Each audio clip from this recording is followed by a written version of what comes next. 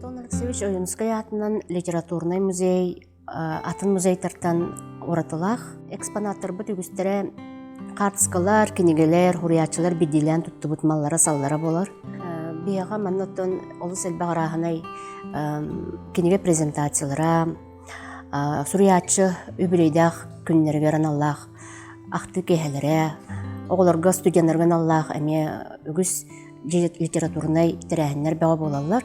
Нянан аттан үтчат жоңғы, оғы жоңғы, олыс надалақ білінгі кемге ден музей болабыд.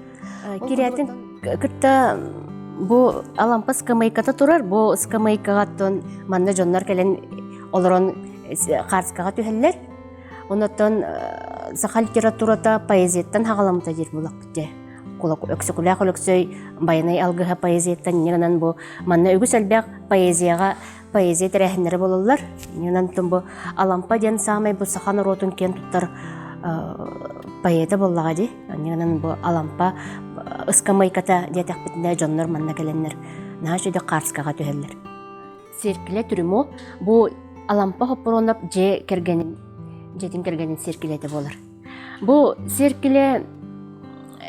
серкілеға үгіс кеге отчатауға кенерге ылжытты көлхәжан Максим Киревич Аммосов, онтан да атын ұтчыларға білдер көстер жонлар әме көріннәқтірді.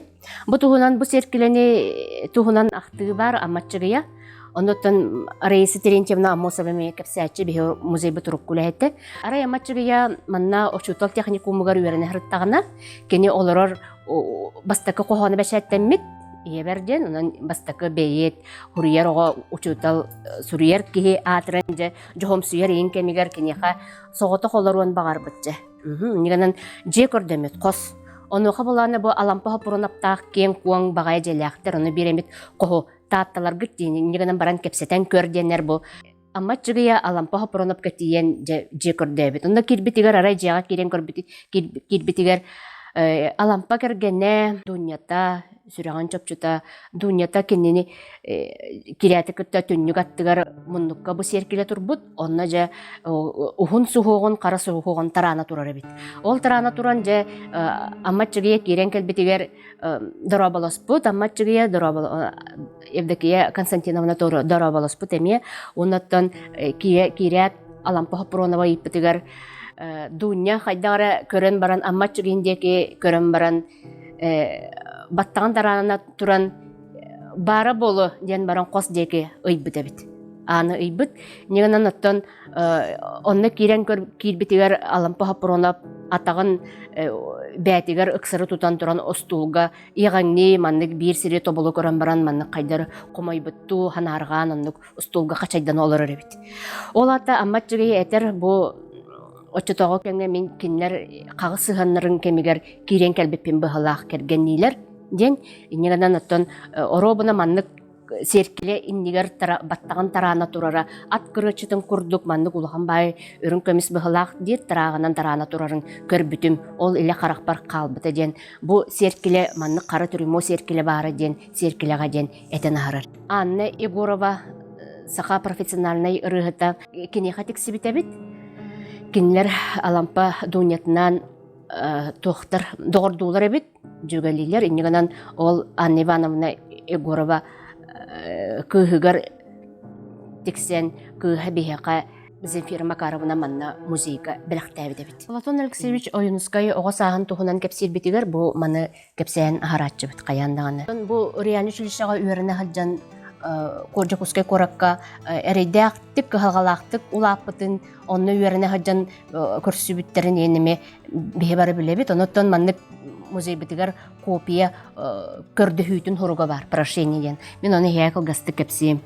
Атын бу Платон Алексеевич Оюнскай кине чиркәктен маны бар жона кинеха карчы комыяннар манна эгасап ден учуталы кытта аймага рахтан жаккаһып рагынан аны кинерге бастан олорор онтон үйренер 4 класста училищага олус үчүгәйдик үйренер онно үйренә хаҗанаттан быгар кине байдыр кукуналарыгар үгүстүк үссембетим онна ахым суок болан ахым тийбек болан онна аабытым конор сирим суок болан эме жете хуактар конор хилдеригер тиемин кастада хоммутум. Его высокородию господину директору Якутской учительской семинарии ученика 3 класса Платона Слепцова прошение.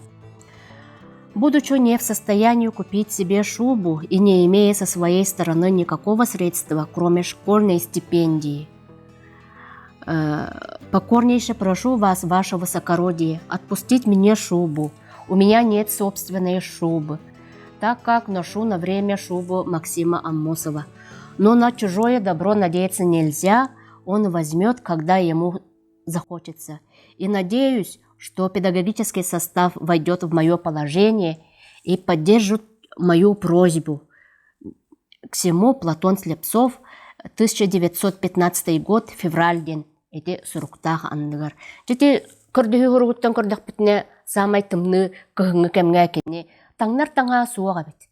Оны жекені доғыры шуба доғырын Максим Аммосов таңнар таңағын уларсан тақсар тахарджа бет. Үчөй бағайты көрдіхін, қаста дағаны манып түқтүрүйен, сұруян көрдіхін кенеқа 15 соққобайы бербіттерден. Оғы кеге қачыстывата, уларсылыбыты төнніріліқті, ғайын деніне жалоқ барыты көстен тақсар. Еті көрдік кенлер доғырдығыларын бір көріңе бұманна бұсырыққа көстен таққары бет. Бұ ұстул ол икеттен бірін бейеқа Сырдана Платоновна қалан бербіде бет. Бірі әті туаққа Аммосов музейгары бербіде бет. Манна жукускай коракка.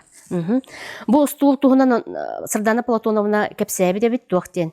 Мен огырдак бине агабыт манна олорон үлелер эте кабинетигер оны бихи кетен ан быгынан кетен тураммыт кини үлелән бит бүтүн көрдөх бүтүнә уручкатын урарын берүетин урарын табагын тарданерен көрдөх бүтүнә аны арыбаттан коска киремет агабытыгар катаста түһәрбит. Икки көрөкөй кыргыттар манна олорортлары меген түһәгар көтөгөн олорачыда. Түһәгарден, но жаманна олорын барабытын сылла, немериен, томоруян кирер барара онна. Нхачыды фокус көрдерен илитигер кемпет, карамель кемпет бар болан қалары. Ол кемпети барабытыгер үллерттен берерді, онна жаттын. Бихеха Пушкин историяларыттан жа кепсән, бу кепсәтчі, үнігінен бу аптақ керехілі ханыбынден. Кепсәбіті ақтыта бар. Бу ол аптақ керехілі болан бу манна олырыммыт бихе Пушкин историятын ұстын әлбақта яннабып біттен хашуддігінник ақтытын әтер кепсер. Бихе музей бітілер курук постоянный турар выставкалар бытыттан ураты әме кылгас беремеға выставкалар балылар. Ол Петр Никифорович Дмитриев туутукка аналлағы де выставка турар. Урсун Николай Егорович Винокуров урсун аналлағы ме қартысканан оны кенегелерінен, кенде тұттып малларынан выставка турар. Мусустар бастықы күнігерден бұға турар. Далан Василий Семенович Яковлев даланган аллақ выставка турар.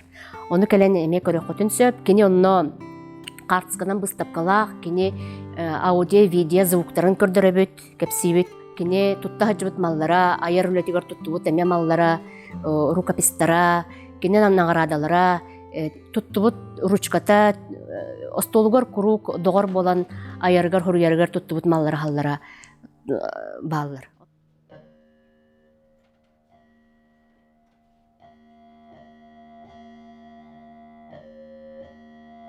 Перед нами это макет, он очень интересный, он сделан в масштабе, поэтому вот мы воочию можем увидеть, когда стоял вот у нас вот именно город, да, мощная крепость, Кремль, да, вот, и вокруг и по периметру это уже острог. Да, это, конечно, после Головинского острога. Головинский острог это в 1643 году был перенесен на эту сторону, он стоял где-то вот недалеко, между баней, наверное, где-то вот где Кружало, в тех краях где-то стоял Головинский острог. Ну, конечно, потом вода стала подмывать его, часть стен стала разрушаться, и было принято решение на более вглубь территории перенести, на более хорошее место.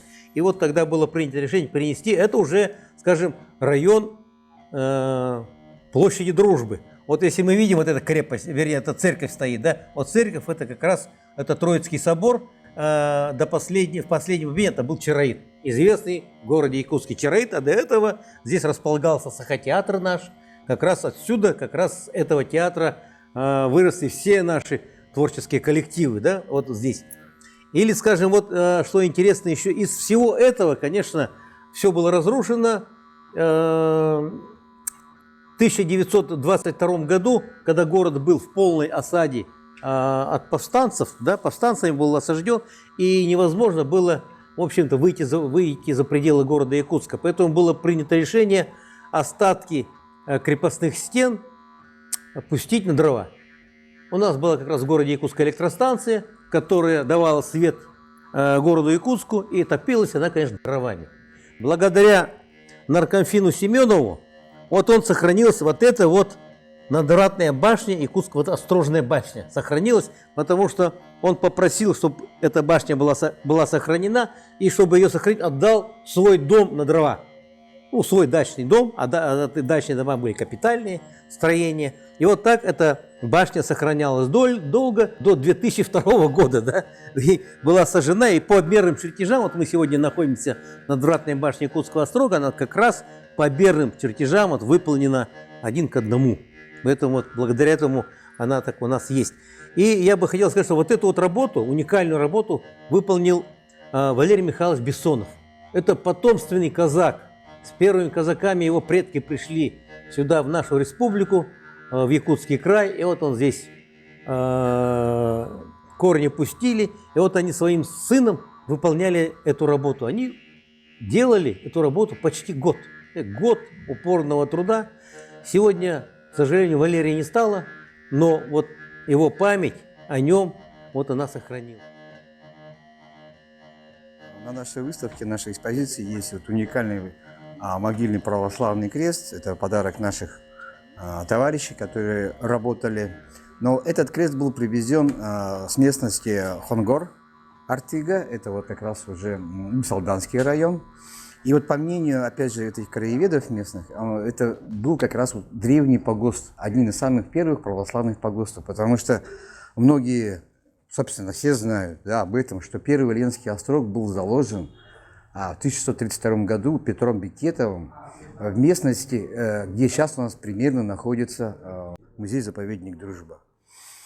Ну, поэтому мы этим, конечно, могильным крестом очень дорожим. И, собственно, опять же говорим, что это одни из первых вот православных людей, которые приняли православие у нас здесь в 17 веке. Еще у нас есть один новый экспонат, это в этом году мы его выставили. Это как раз вот генплан города Якутска 1939 года. То есть это первый советский генплан нашего города Якутска. К сожалению, реализация этого плана не получилась, потому что в 1941 году у нас началась Великая Отечественная война. Я смотрю фотографии старого Якутска, фотографии 19 века. Очень нравится здание, допустим, вот, окружного суда города Якутска. Оно вообще необыкновенное. Я такую архитектуру не видела. Мне поражает, что обычный дом, как бы надстройка, колонны эти. Я его не захватила, не видела. Говорят, в 70-е годы это здание еще было. Вот дом-магазин, книжный магазин был. Тоже интересная архитектура, бревенчатые дома, ставни. Все такое старинное, красивое, милое. Мне очень нравятся такие фотографии. То мастера могли вот такое создавать, что сейчас у нас все-таки настолько упрощенные наши дома, эти обычные коробочки, а тут просто душа вложена человеческая. И это все радует глаз. Очень красивый, видимо, был Якутск.